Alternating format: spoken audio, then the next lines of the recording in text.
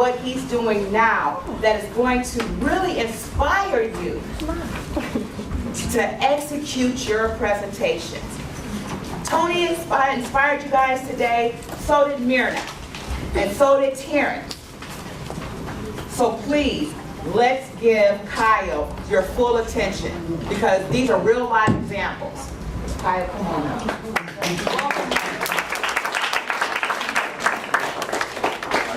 Hey, Kyle. Hello. You need this. How are you? No, I should be all right. Okay.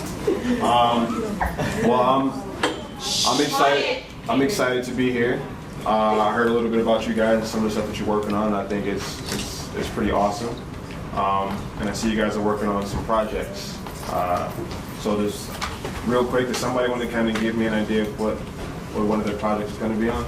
Real quick. Infrastructure? Okay. Cool. Education. Education? Okay. Income inequality. Income inequality? Okay. Discrimination. What's, you raise your hand for that? Discrimination. What's it called? Discrimination. Oh, discrimination? Okay, cool. Well, I'm gonna give you a little, I can talk about myself a little bit. I went to Wayne State University. I actually grew up here in the city of Detroit, grew up on the northwest side of Detroit. Any DPS in here? DPS students? What high school?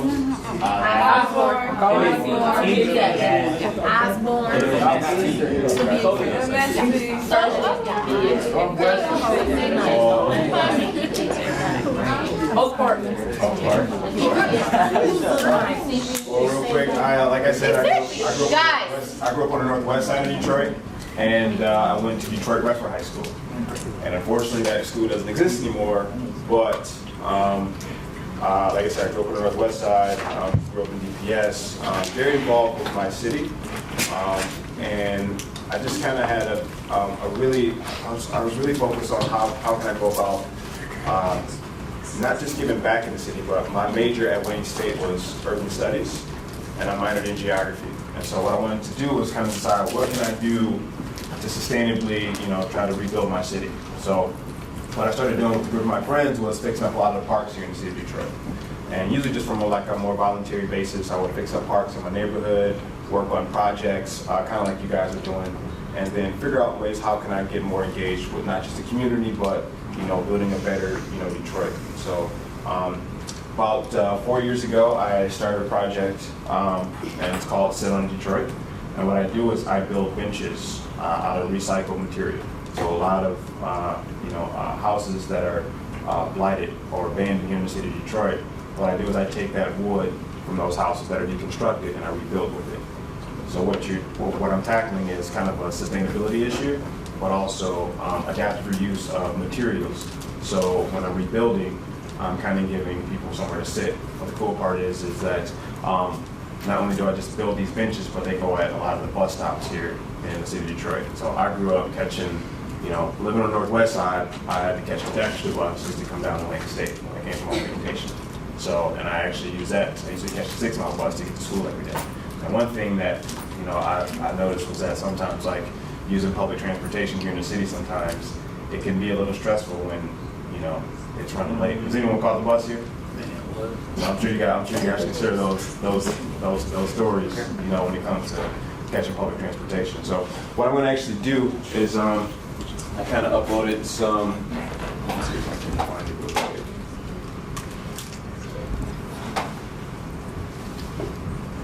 Anyway. So are you guys on any social media by any chance? Instagram, IG, MySpace.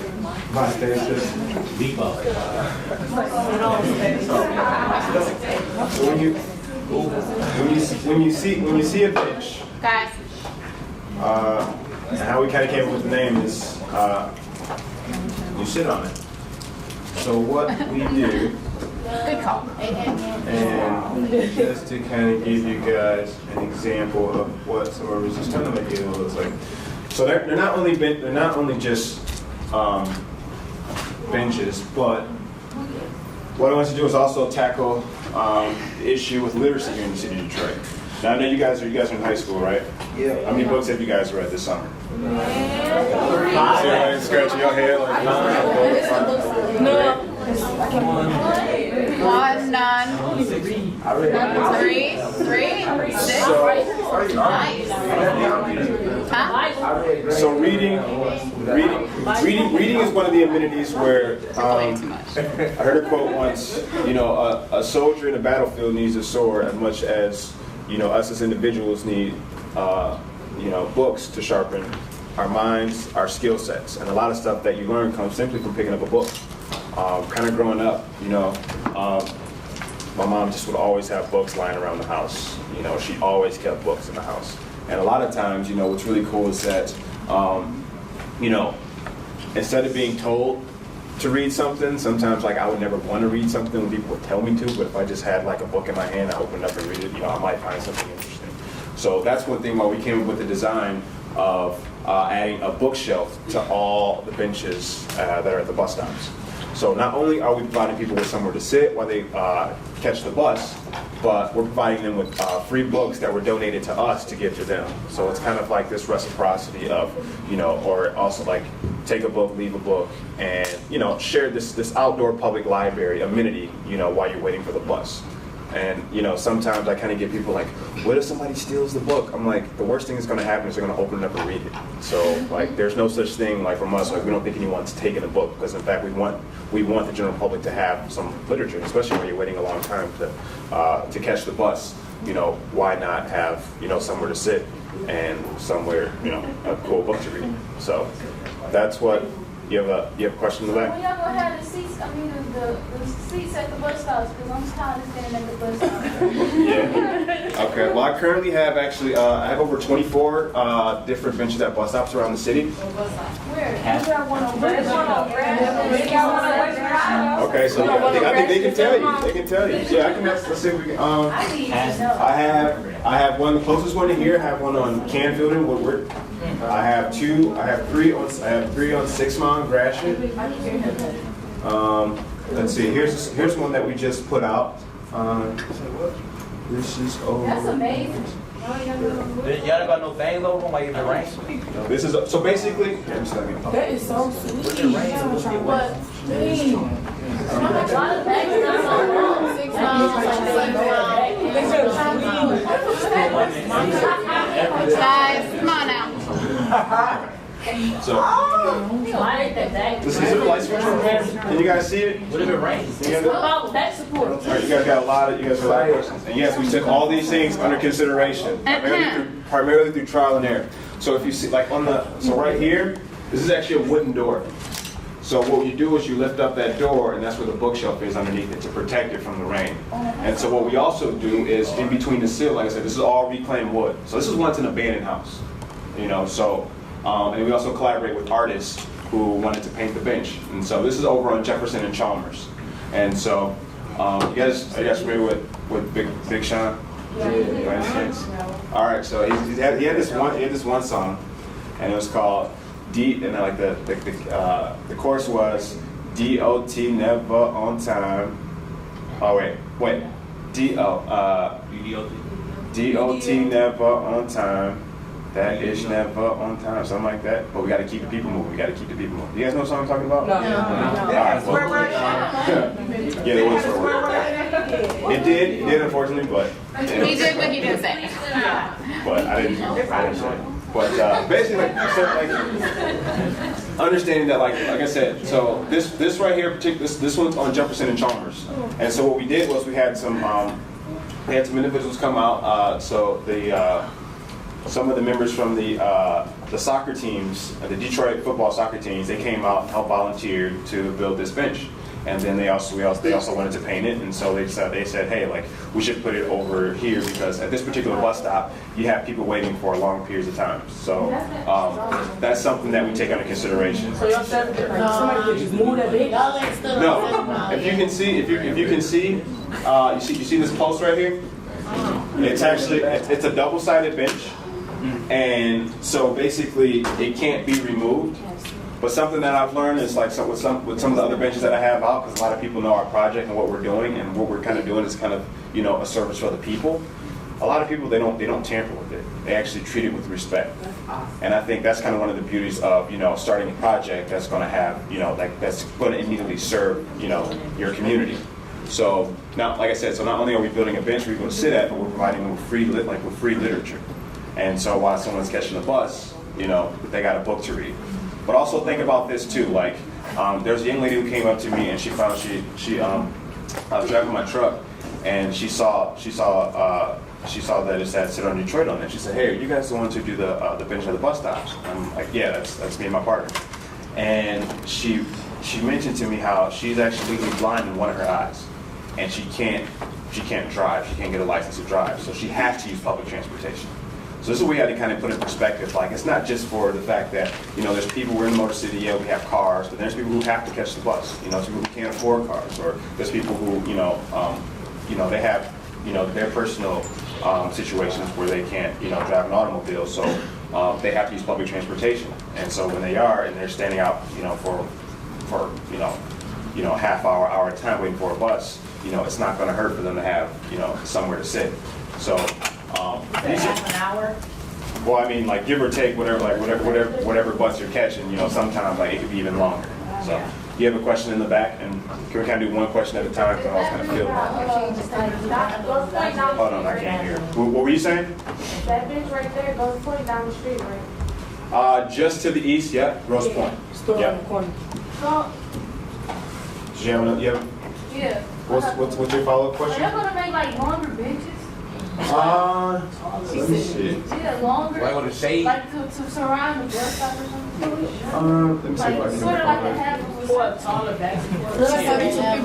Yeah, what's on Well, here, check this one out. All right, so to answer that question, check this one out. This is an 8-foot long bench, and we put this is right downtown the Rosa Parks Transit Center. So we put the bookshelf on top of the bench, and so when you lift it up, there's a bookshelf on the inside. So can someone sit on the shelf? Yeah, people sit on the shelf all the time. And like it's kind of a cool. Some people put their, a lot of things that I noticed is like a lot of when people go, taking care of their day-to-day needs, or they go to the grocery store or something, they don't want to set their stuff on the ground, so they put their groceries and stuff on the bench, and like it's kind of like it's a lot better than putting it on the actual ground. So. People sit on it. People one job that I constantly have is I'm constantly refilling these bookshelves. So that's letting me know that people are actually using these books. And when people do that, that's kind of a job that I'm glad I have because, people are reading. And I don't know if you guys know, but here in the city of Detroit, there is an illiteracy issue, and so that's something that we have to tackle. We have adults, who aren't at a, at a fifth grade reading level, and sometimes, you have people like even, young students who, maybe reading isn't their best strength, but it's something that you can get better at over time, and like by just picking up a book. So we want to tackle those issues and those needs, but also, simply by just, starting with, building a bench. So I think she had a question in the back, and I'm gonna get to you right I next. just wanted to know if y'all planned on like having a seat at each bus stop in Detroit. Yeah. I got a quick video to show you to answer that question. You have one in the back. Do you have a book donation process where we have extra books and we stick them in a bookshop? Yeah, so our shop is located in Corktown, and we do have, we kind of do these ongoing book drives at different locations around the city. So we just wrapped up a book drive over at D-High, which is the Welcoming Center downtown. We actually put one of our benches in there, and we have books donated to us. So I think I've had over 6,000 books donated to us as of now, but we're still getting more. And so yes, we do have information in regards to that. And then what was your question right here? All right, what about the bus stops that don't got a book? You gonna add them? Like, Yeah, there's over 5,000 bus stops in the city of Detroit, and right now like 2,800 of them is what we're trying to tackle. You said 2,800? 2,800, yeah. And so real quick is. Who's we, by the way? How many people in your organization? So it's me and my partner Charlie. We both went to Wayne State University. We both studied in urban studies, and this is actually at our old shop. Is there audio? No. was it 2 people? We started sitting on in Detroit kind of to fill the void and build benches where there are not any benches, particular bus stops. You know, people who work, you know, long hours, sometimes they're sitting on the ground or benches knocked over and people are sitting on trash cans. So there was obvious needs. We started with a hammer, a circular saw that I found in this warehouse, a drill that my buddy left at my house. We installed one particularly in front of Henry Ford Hospital over West Grand Boulevard. Me and Kyle drove past that bus stop and there was 4 nurses sitting Indian style on the ground. That's actually a bus stop for not only just DDOT, but it's a smart bus stop too. So it's a heavy traffic bus stop. This is definitely where we need to put one. So yeah, it's been a really, really, really positive reaction. We've had people who just like want to donate to us money, time. You know, people coming out and volunteering to help build benches, to us raising, you know, a little over $3,000 to build 70 benches. That's also allowed us to kind of generate revenue to, you know, sustain ourselves, you know, create a company out of this. Our big plan is to put them at every bus stop. And there's about 2,800 of them without a bench. It's a very ambitious goal, and I think that we can, you know, we can meet that. Someone actually asked me if anyone ever vandalizes our benches, and I go, like, well, it happened once. And when we went to go look at what they wrote, it said, thanks to bench makers. Thank you all.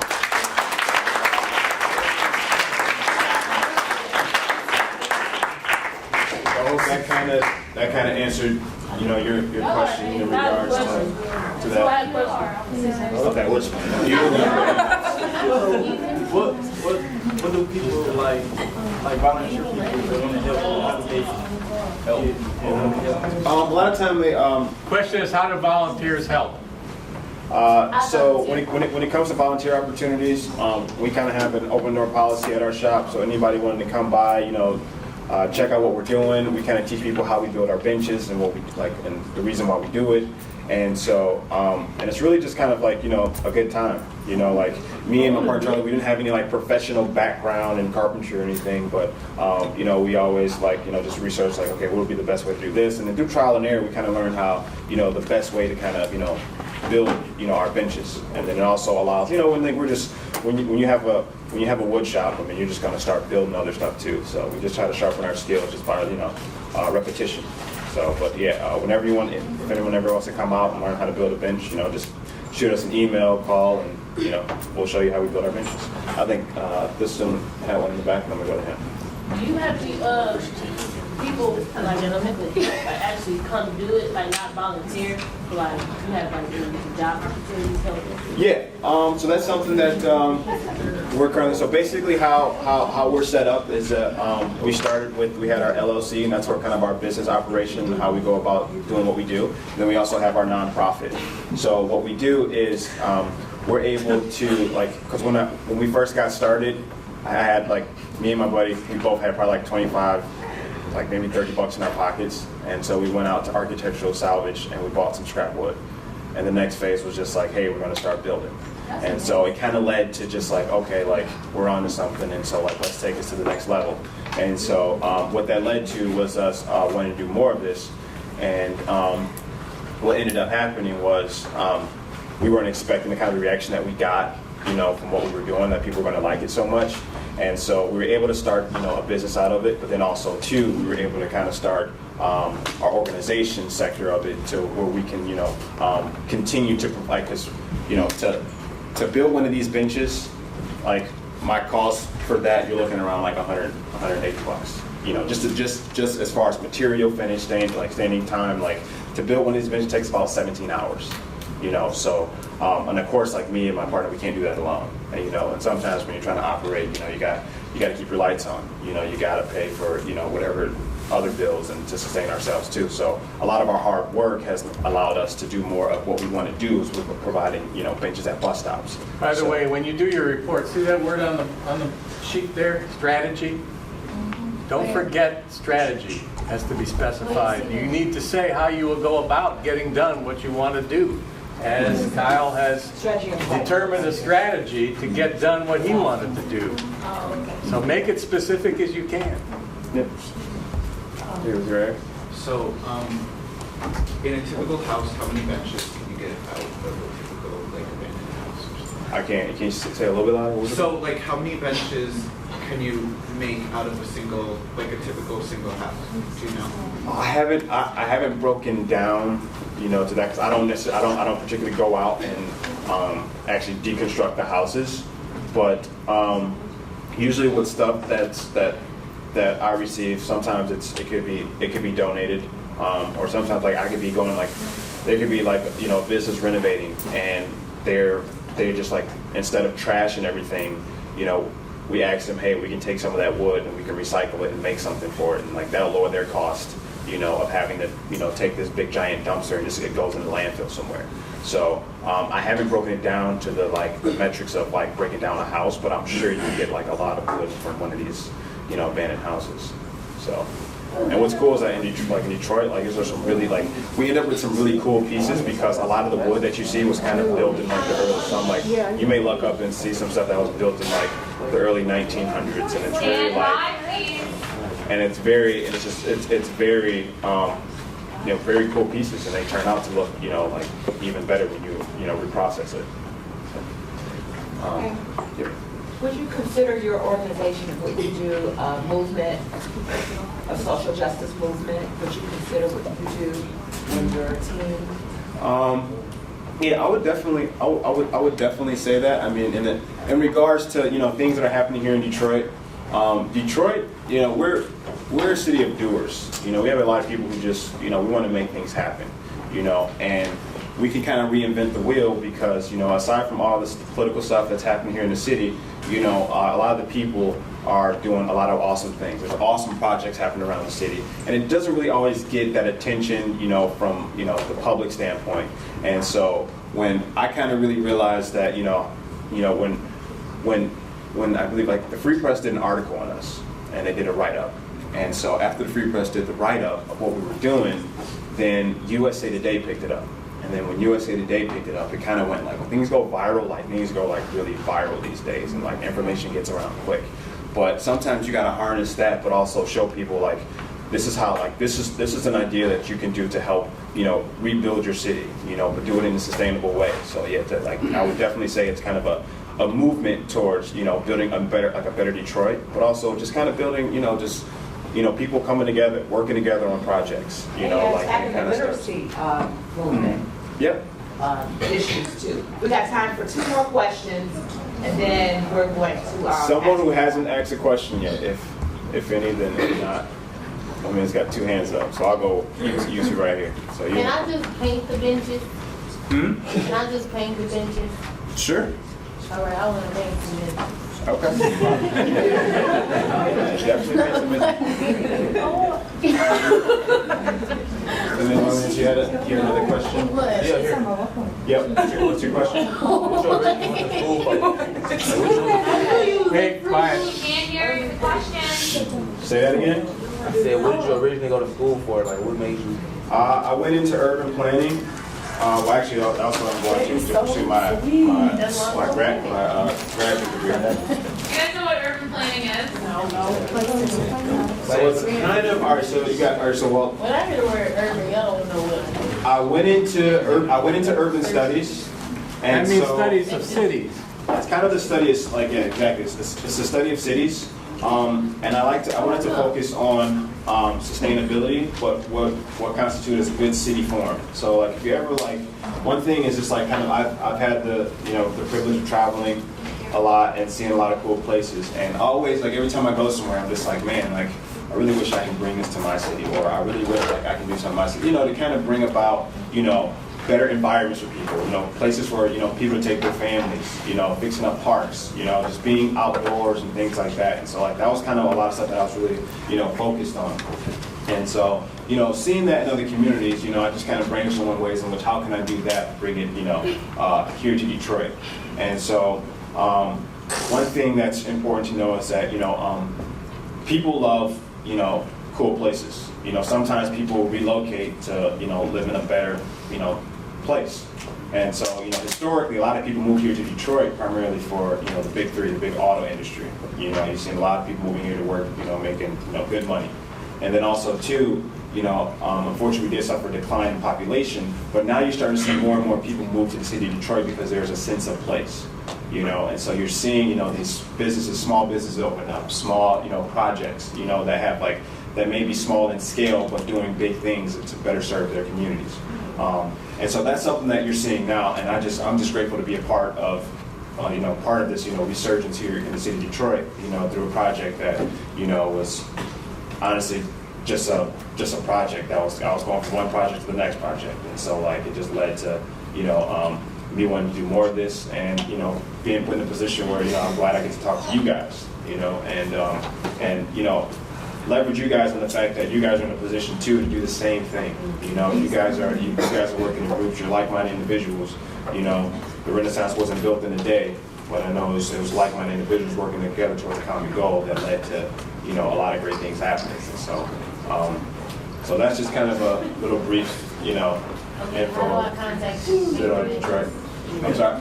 This is our Facebook, Center Detroit. Please follow us we're Center Detroit at Facebook, Instagram. Say that again? So do I just come in and be like, I want to paint the bitches? Yeah, well, basically how we can also structure that is if you would like to learn how to build a bench. Oh, no, I don't want to learn how to do it. I just want to paint. Okay. You got some paint? Yeah. Okay. You can paint a bench. Okay. Yeah. That's that simple.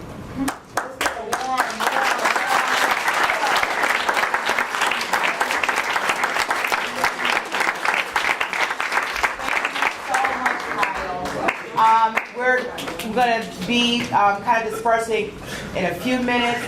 We're going to have one of our youth ambassadors come and address you really, really quick, and then we're going to have one of our volunteers, Jamie, from the Detroit Youth Violence Prevention Initiative.